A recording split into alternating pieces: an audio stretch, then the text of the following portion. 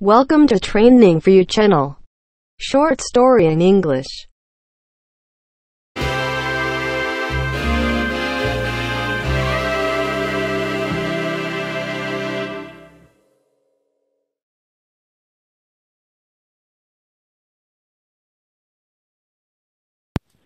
I have tried lots of exotic food in Asia.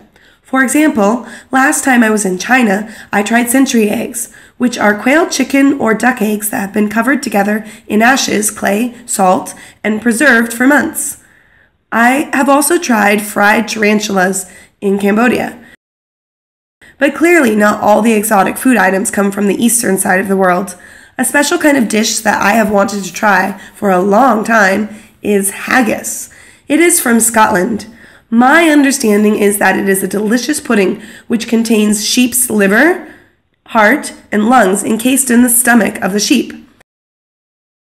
They are mixed with some onions and spices. Although this dish doesn't sound very savory, it is said to have a great texture and taste. Two things that food lovers like me are always on the lookout for.